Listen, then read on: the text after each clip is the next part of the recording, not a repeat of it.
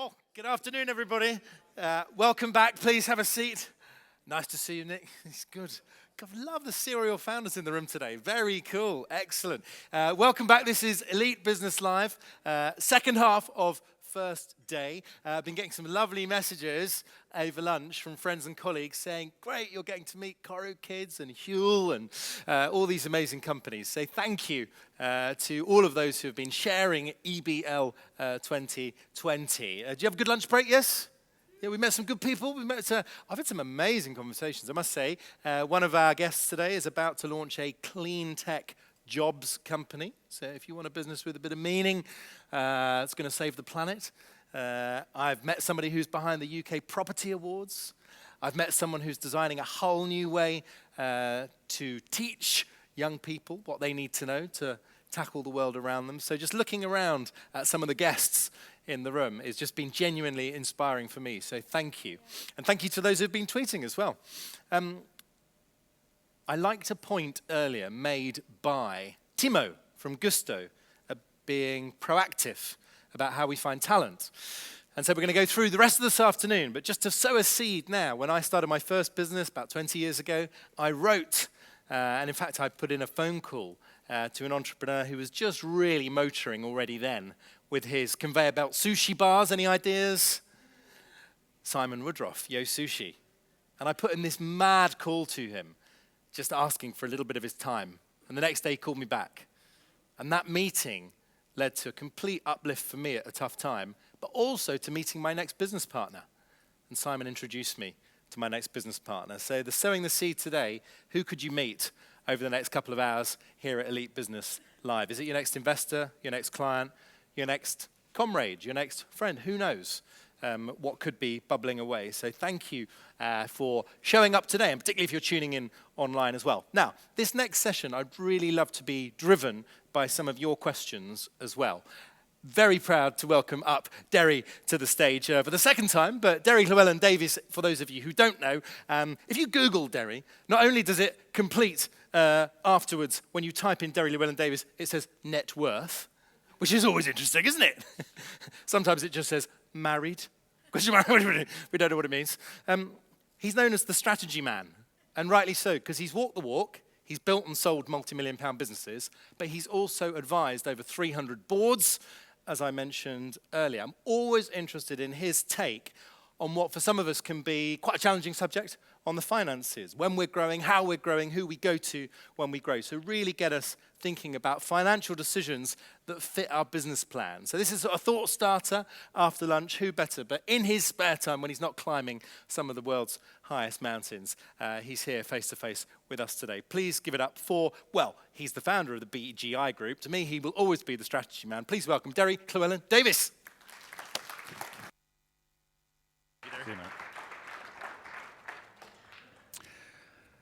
Welcome, and welcome those at home as well. This is the new world we live in, doesn't it? When actually there's more people watching through that than there are in the room. Now, for me, I'm going to be talking about, you're in the assets and investment class, okay? Don't panic. When Scott asked me to speak on that, I said, well, can we spin that to what really matters, please? Which is value.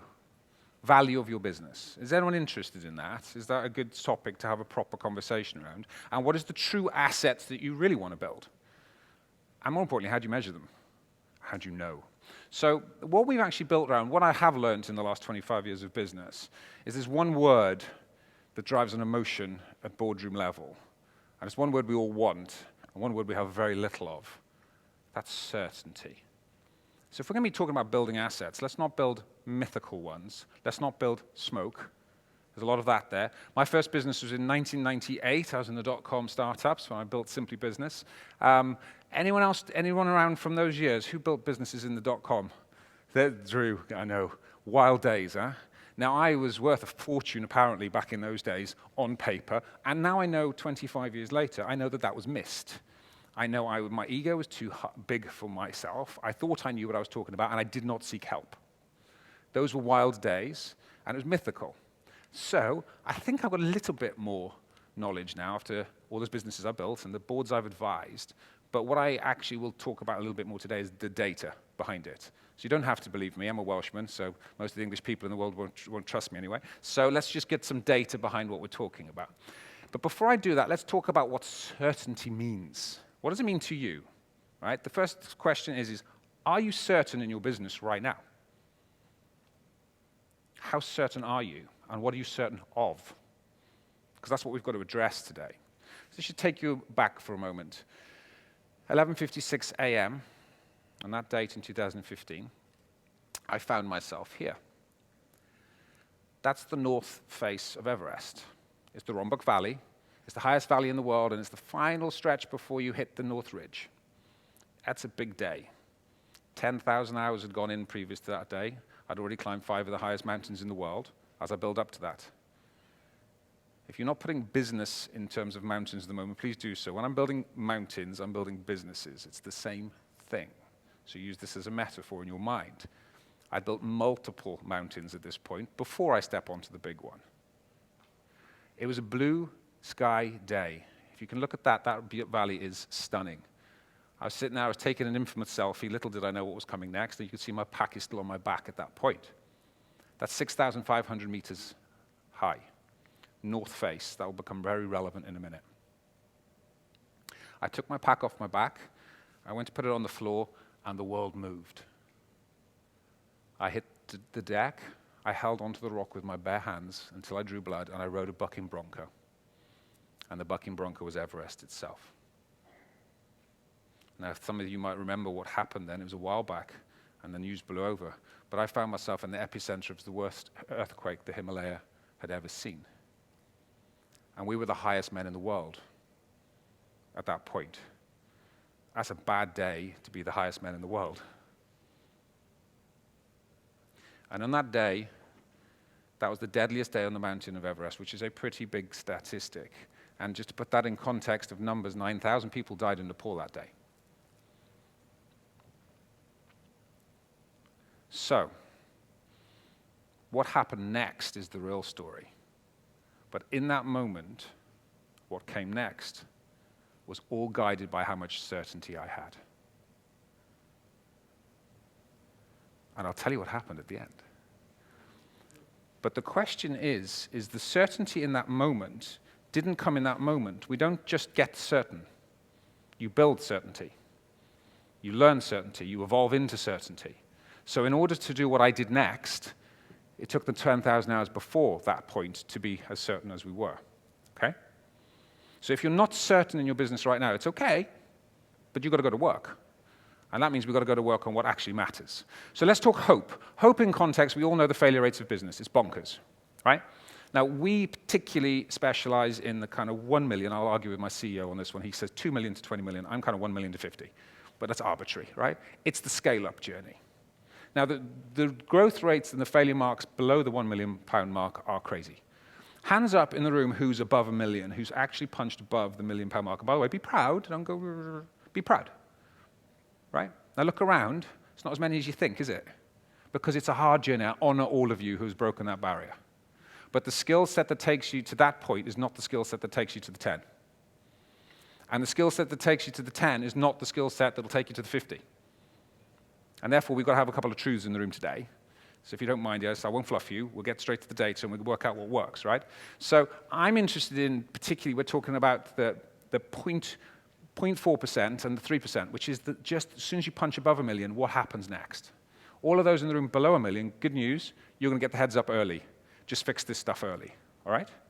Now, the interesting question I've got from statistics is, why do people fail? Because if we can fix that, you can't just build value. You must fix the failure points in order to build value. And global studies have shown now that 46% came through incompetence. I can relate to that in my early businesses. I thought I was competent. It turns out I wasn't so much. Competence, by the way, let's just understand that. If we look at the main pillars of business, marketing, sales, operations, cash, talent, you've got all the subsidiaries as well. You're really competent in 1, 2, or 3 of those, typically. Otherwise, you wouldn't be sitting in the room. It's the ones you're not competent on that's going to kill you. Note talent, by the way. That's the big one. We'll see that one again later, and you heard about it just now. The other big stat here is unbalanced experience. It's the same thing dressed up in a different way. A CEO, MD, especially in the scale-up, is trying to be everything. and it's an impossible feat. Psychological testing's proven that. You can't be everything to everyone. And that's the very thing that's going to trap you. So that's what's failure. So we've got to deal with that point. If we deal with that and we fit the gap for you, and every single person in this room's got a different gap. So there's not one answer. So when you're listening to the panels, and the panels are saying you should do this, no, you shouldn't. You should think really wise about what matters to you, how it's relevant to your business, where you are right now, and also getting the data to prove some of it. Because a lot of this stuff, I have views, but I'm not going to share those with you today. I'm going to share with you data and fact, because that's a lot more helpful, all right? Now, because you're all legends in the room, you've all run businesses, I love this quote from Buckminster Fuller. I'm not going to teach you anything today, right? I'm going to give you tools. Tools that will help you in a new way of thinking. If I give you a tool, you can use it. Should I teach you something, you could just choose to ignore it, which most people do. So I'm not going to give you one tool, I'm going to give you 3. Now, bearing in mind the keynote length, that means we're going to be rapid fire, so just strap in for the next 20 minutes and we're going to go, okay? Now, 3 tools we use when we're building values in companies, and they're all interrelated, which is key. First one in building true value is we've got to look at strategy. That's obvious. If you haven't got a really core underpinning business model, which, by the way, does that change? That's the problem right now, is the pivots most people need to make. We must have underpinning strategy in everything we do, otherwise we could be building the wrong thing. When we are choosing businesses, and when we work within companies, the results we get are pretty epic, and it's backed up by data. Now, but here's the thing. The reason we get such great results, and sorry to my CEO in the front of the room here, is because we cheat. Now, this isn't going live stream to thousands, is it? So we're all safe in this room. The reason we cheat is because we select the businesses we work with based on that. That's the cheat. Because I won't work with businesses without it. So me sitting here talking about building value, driving EBITDA, driving profitability and numbers, I'm not interested in that. That's a byproduct of building a great business. You've heard it earlier. That's why I love coming to these conferences and these forums with greats who've been there before us.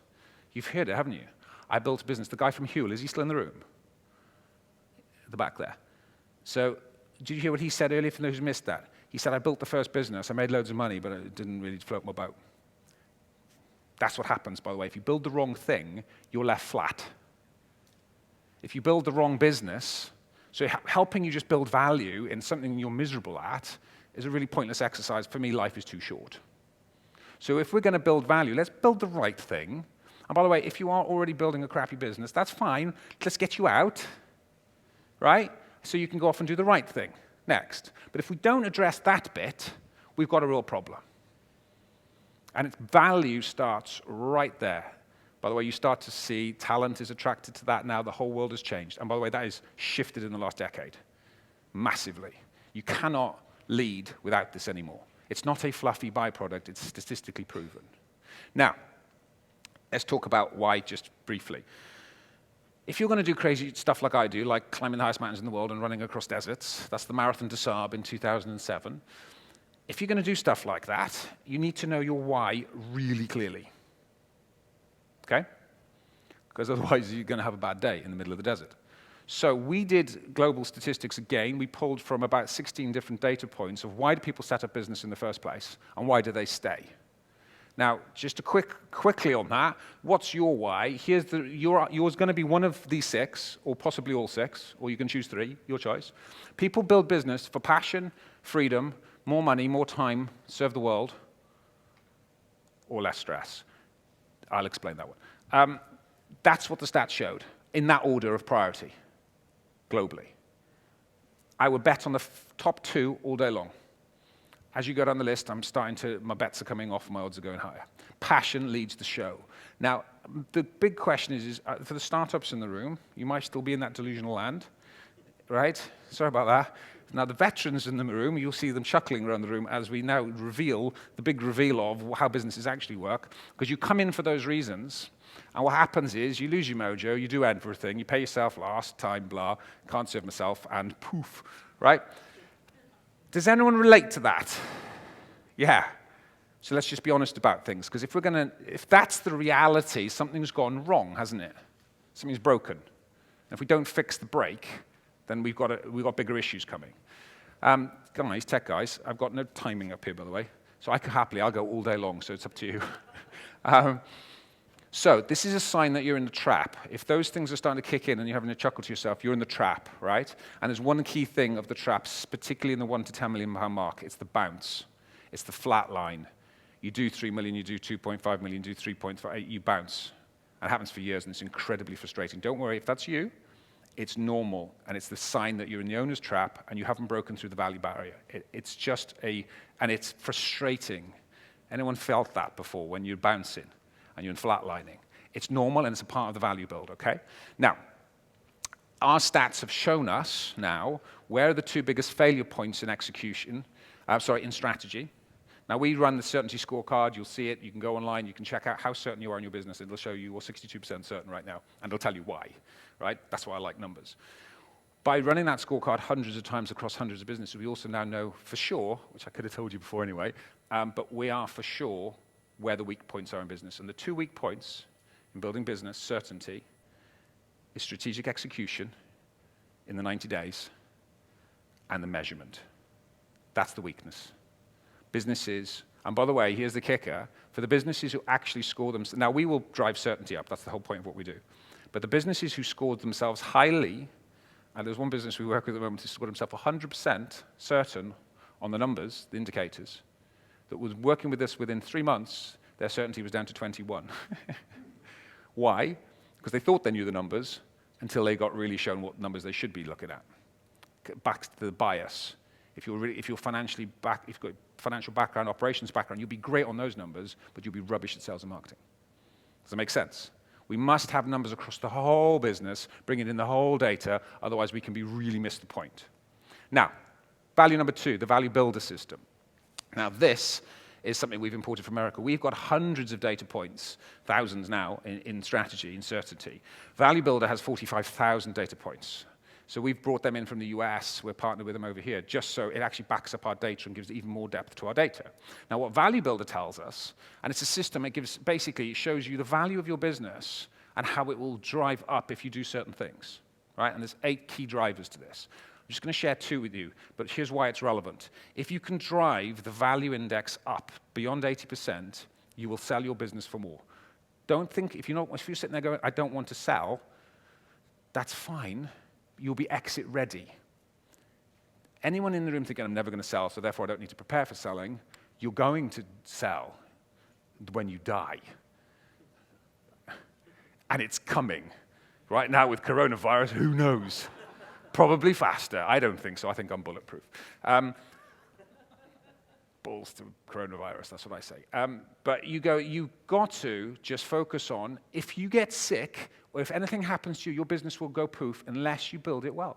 Now, here's the good news. Building a sellable business gives you choice. And it's just building a great business strategically. But here's the 2 killer. I'm going to pick out 2 points of the Value Builder score for you. The first indicator, which is relevant, is the hub and spoke, which is you. The biggest detractor of value in your business, for a lot of you in the room, is you. Sorry about that. Because if it's called hub and spoke in America, Americans have got a few. Any Americans in the room? Can I speak openly? So the Americans, they used to call it hub and spoke. If you are the middle of the hub and everything relies on you, the value of your business will be less. That's pretty obvious, isn't it? Not so obvious for most business owners, because when you go in, that's the truth, is they're still the hub. Okay? We've got to fix that. If you just ignore that, you can build as much as you like EBITDA-wise and everything else. When it comes to, you're still smack bang in the middle of business. And by the way, when you sell your business, which you won't, they'll buy you with it. So now you have a job. That's the worst exit strategy ever. We must deal with you first before we deal with anything else, right? Second thing, and the only thing is called what Switzerland structure. For those who saw me on the panel earlier, I started to allude to this. The Switzerland structure is about percentage, and I measure the right things. Could you be increasing your revenues, increasing your profitability, increasing your EBITDA, growing like monster trucks out there, and yet be completely reliant on one customer? 2 customers, 3 customers, could 62% of your revenue. I walked into a business, they were 120 million, and they were 82% reliant on 2 clients. Ooh, that's painful. Now, we fixed the reliance by massive acquisitions. We drove them to 300 million over a 3-year period, but we had to acquire because they've been stupid in the first 10 years of their growth, okay? You must look at the percentage reliance on your employees, percentage reliance on your customers, and percentage reliance on your suppliers if we're going to balance value within your business. If you're not monitoring those things, you're measuring the wrong things again. Now, if anyone right now, I've got one client, and it's only one, and I warned them last year, they had a 62% reliance on their Chinese supply chain. And I warned them, we measured it, it was there. They chose not to do anything with it. Now, if you choose not to do something with the information, that's on you. Not having the information and the data intelligence in the first place, that's still on you. Okay? Does this make sense? Must measure the right things if we're going to build true value. And then the final part, you start to see that interreliance. Actually, if you're executing great strategy, you're building value, is data-driven insight. Now, for us, data is everything we believe in. It's everything. Everything, for me, is data. Because numbers don't lie, entrepreneurs do. All day long, to themselves mostly. The data's not going to lie to you, okay? Because actually a lot of you are kidding yourselves half the time. Let's just face it, you've got the hope, right? With the hope comes delusion and kidding yourselves on the numbers. So this is why you must back yourself up with some state data to give you some form of sanity. But what we are measuring out there is revenue and profit and EBIT and EBITDA and all this kind of stuff. They're all outputs. Wrong measures can't influence. You must measure what you can influence. You must measure the inputs that you can change it, make a difference to the outputs. And this is where we're seeing the gap. You can start to see digital transformation. The gap is not measuring the true inputs properly to be able to impact at the right point, not just expecting more profit. And the bigger up the tree you go, the more people are like, I just wanted this EBIT. Well, what are you doing? What is the input that you're changing to drive that output? Now, that's complicated because there's a lot of inputs. We've got about 125 indicators, but there's about 20 that matter. But always look at the quick fix on that is look at marketing, sales, operations, cash, and talent. What are you measuring in each one of those, and how do they flow? Because the inputs start at that end of the chain. You talked a lot about marketing earlier. Marketing's a lot more data-led now. Thank goodness for that, right? However, most people in this room don't understand the data enough, and they're getting fluffed by marketing speak and marketing metrics. Get to the truth quickly. Now, I'm only going to give you one input because this has surprised me. Again, data doesn't lie, and Value Builder proved this, and it surprised me, is one of the data points you should be looking at in your business regularly is Net Promoter Score. Now, I missed this completely because I saw Net Promoter Score doing really badly in corporates. Whereas actually all the big brands in the world has proven this. There's data behind this, and actually in the Value Builder, it is proven if your Net Promoter Score is above 50%, you'll have more value in your business, and there's a multiple on it, which people are missing, right? It sounds obvious, but most people aren't doing it. And if you don't know that, just Google that. There's plenty of stuff on the internet for it. So you've got to bring value from all points of your business. Does this make sense? Now, if we're going to build true value, remember that slide. Let's start coming back around full circle now. Based on what I've said, have you kind of worked out what the two gaps are in business? What are the two driving strategies? Now, what are we talking about this morning? Marketing and sales, right? Important, critical inputs. Must be measured, data must come flow through. But actually, why do you end up losing your mojo? Because you haven't got the right talent around you. Why do you end up doing everything? Because you don't have the right talent around you. It's talent strategy. Why do you pay yourself last? Well, that's cash flow. And as soon as you're up to the £10 million mark, that goes away. That's more of a startup issue, by the way. Time. If you haven't got time, like I've got 4 children. I did the 3 then. I've got a baby boy now as well. So I keep on forgetting I've got him. So 4 children now, and 50% of my time is spent with my family. That's why I built the businesses. Duh. So if that's not time, for me, is what drives me. Time and freedom. And loving what I do all day long. But that means we must architect that wisely. Now, if you're Elon Musk, you've got more money than anyone out there, and you can hire as many as you want, you can build what you like and put people on Mars, apparently. We'll soon find out if that's true, right? And what's the 2 biggest stresses for the small business? Mid-sized business, any business. Cash and talent. It's always those. It's always those 2 strategies. Now, as you start, that transitions quite nicely, because we're about to talk about raising investment. But that's why I didn't want to talk about raising investment, because what are we raising investment for? Getting the talent. being precise in the value you're building, bringing the right people in at the right times, well ahead of advance, and having enough cash to make sure that we can underpin that always. That's what we're raising the investment for. That's where you get your certainty for. You get your certainty from your talent. So if we understand that talent is our competitive advantage out there, one mentor of mine said 777 to me once. Thankfully, it wasn't 666, because that would have been weird, right? And that would have been really bad branding. But he says we're all talking about tech, right? Tech. The reason I don't rate tech's an enabler, is because it'll take you 7 days to copy IP. It'll take you 7 months to copy an entire business model, but it'll take you 7 years to copy a culture. That's why I'll back talent every day of the year. And that's where value comes from. Your biggest value, your biggest asset for most of you is going to be your people. We've got to put them back in the right place. Now, just before we forget, do you remember that? We go back onto Everest. Earthquake had hit. We knew we were the highest men in the world. There's no helicopter rescue up there because helicopters can't get that high. So what do? When coronavirus hits, when Brexit hits, when any shitstorm comes your way, because guess what, as a business, is it coming? Let's not sit here and fluff it and go, everything's going to be amazing, and you're just going to grow a business with no problems. They're coming. And it's going to be the problems you don't expect. That's the curveballs. And as the strategy man started as a bit of tongue-in-cheek 10 years ago, and it's stuck somehow, I don't know why.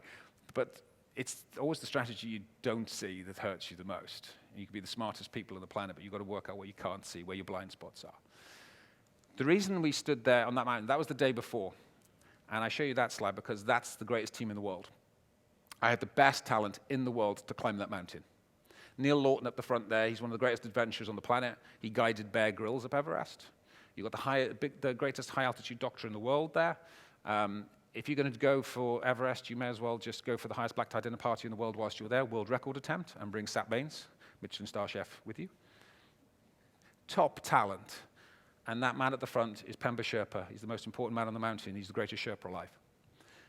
If you're going to climb the highest mountain in the world, wouldn't you bring the best talent and invest in the best talent in the world? Because that was an investment. Yes?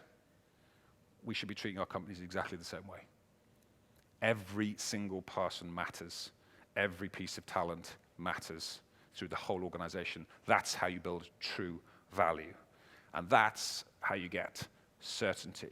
It's going to be certainty in the dark times through the talent around you, knowing that that is solid. I had the best team in the world around you. That's why when we were in the biggest disaster, all of us were strong and all of us carried on, which is what you need to be able to do.